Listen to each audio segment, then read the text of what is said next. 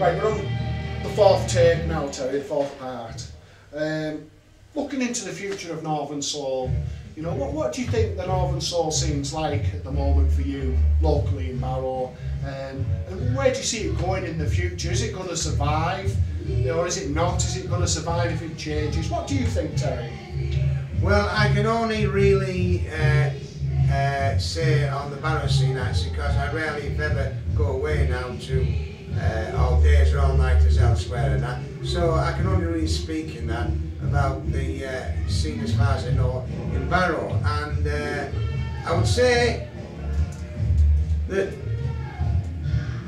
I believe it's different elsewhere, but I say I can't comment on that, but I can comment on what it's like here. And it is that no matter where you go to in Barrow, no matter what venue you go and that, it's the same old faces, and we're all of a certain age and that, you know, and so forth. They say, well, how long can we all go on like, you know, where's the new blood coming from? You know, now people say who go in Barrow who go away to these places and that, you know, they say, oh, there's a lot of youngsters and so forth and that. Well, there may be, well, there ain't in Barrow, you know, I mean, and is it the fact in that people come from all over the country to say a venue in Blackpool or Manchester and that, you know, which makes it look and that as if, you know, such a big scene and that going in one particular place, the venue is being held. But as I say, so following the logic that we're all getting older and that, you know, eventually we're going to pass away to that great soul disco in the sky. You know, it's I don't know. I somewhat despair, really. Yeah. Like you said, if there's not the young people coming in, how can it continue? You know, I mean, we do have a couple of young people like Ian Mooney, who's part of what we're doing on the Soullotto thing. Yeah, and he's coming through and that. But he's only one. We need more than we need more than one and two mates and that. Yes. You know, we need more than one man in the stock. You know, really. You know, keep it going. I sometimes think, looking from the outside in, people that might like, you know, the idea of a soul night, you know, and never have been to one before and that, you know, I tend to find that soul nights are generally very welcoming. But I think for some people they can be off-putting because, you know, it's people have got to learn the dancing and, you know, and it is difficult, you know, and people maybe feel a bit daunted about getting on the dance floor. You see, young people nowadays and that, I mean, they've got so many options and that, it's ridiculous, you know. I mean, when we were 18 and 19 and that, our options and that were far less than that, you know, really, you know. I mean, you know, if you're a rock fan and that, you went to in the rock music, you soul fan or Motown, you know that, like, you know.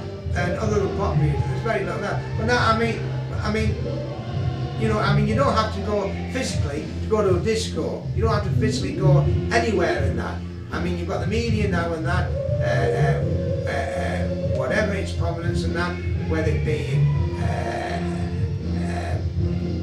digital or otherwise. You know, there's always options. You know, those options exist now. They never then. You know, if somebody wanted to go and hear sound, they have to physically step into a place and that to hear that sound. Right now, they all have to sit at home and that, just put their earphones on and that, and get something on their Apple, you know, their iPad, or what have you, you know. So, I mean, to me and that, a lot of people simply won't bother to go out, other than, you know, just to see their mates and that, and get drunk, like, you know. I mean, they're not really going there for the. That's an interesting point, Terry, because me and Sid were talking about this afternoon, about availability of the records. Like, you know, you'd have to go to the clubs to hear the sounds, you know, then you'd have to go to the records shops. You don't have to. No, you don't have to. That part of it's removed. And I think that's an important part of the scene for us anyway, when we were in it before the internet came about. You know, that was part of how you made your relationships with people, wasn't it? Where now, like you say, you can download it all from home or sit on YouTube and watch it all day. Well, that's it. But you don't meet people that way. You don't socialise that way. You know. You know, which you know. I mean, there's many friendships in that I formed years ago. You know, we're still friends. You know, I mean, you know, because we've always gone to these venues, etc. You know, You know, it's become a social thing. You know, not just a fact that it's just an event where they play a certain kind of music. You know, so yeah, no, but that is no longer the case, and that, you know, well, it does help the cause and that of youth and that, you know, actually physically going to a place such as here tonight, like, you know. Really, no. On the music again, Terry, sort of like getting to wrapping it up a little bit, like, what sort of you know, tracks would you say that you just couldn't do without, that you still play them and they sound as good as the first time you heard them? Could you give us a couple of examples? Well, I mean, I'm often asking that, what is my favourite top 10 and that, you know, and it hasn't varied over the years and that, as such and that, but then you say to yourself and that, well, there's that many good sounds and that, you could have a top 10 and that, for anything, you could have a top 10 male, a top 10 female, mixed and everything and that. So it comes down really to what the sounds you request most, and what you're prepared to dance to really, as the most popular sounds, you know, really. And I'm a soul man through and through. I'm an normal soul man. I think I mean some of the greatest records of all time and that I love, you know, but more so than that I never danced to, one reason or another. For instance, in that the greatest dance sound of all time is Eddie Parker. Yes. Love You Babe or Gone? No, Love You Babe. I mean, that is, to me, and that is the essence, is everything. That and Don't Be Great Out on the Floor, that. Both of those are anthems par excellence, right? And yet, I've never danced, I've never been able to dance to them, right? Funny enough, most of it, but in order to suit my dance style, most of the sounds and that, really, I mean, really blue-eyed pop soul, really, like, you know. I mean, for instance, that one record I always request that, because I can really dance to it even now, and it's one that sticks out from the earliest days and that, it's stuff by Bob Brady and the Concords, like, you know. I mean, the pop group, you know, the early 60s and that,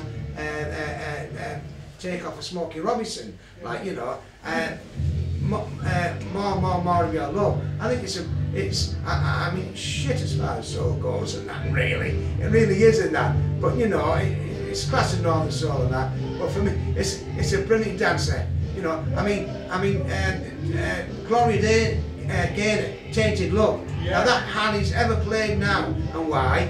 Because of that, some young idiots decided that to get it in the charts and that. Because of that, nobody will ever play it, and that's always been a problem. It is a good sound.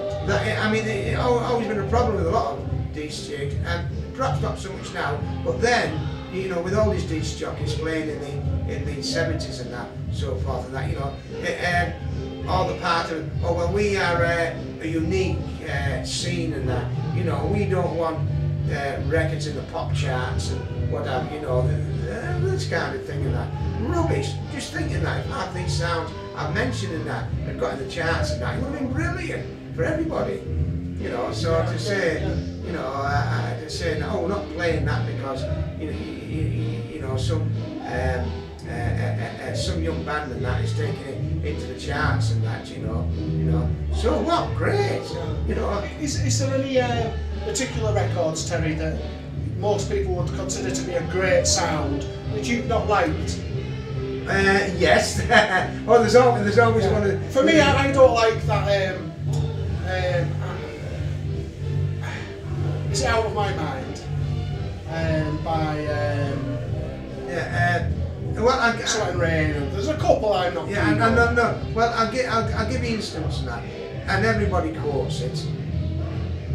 Joe 19. Oh. Now that is a classic example of that. Yes, you know, yes, it's absolutely commercial sort. Horrendous. Yeah.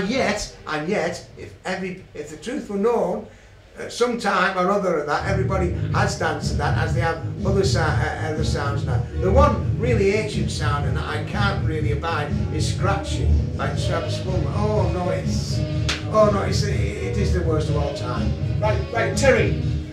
Thank you very much Thank you very much. I've got a feeling we're going to be doing another one with you because there's so much that you can tell us that we want to hear. Well, yeah, I'd love to Thanks go. very much, I'd Terry. love to go over the local scene in Barrow. Hopefully next time we're not in the potting shed at a cricket club. Let's hope we're not in the studio proper. Yeah. Thanks very much, Terry. Good man. Good man. No, thank you very much, Peter. And thanks for having me.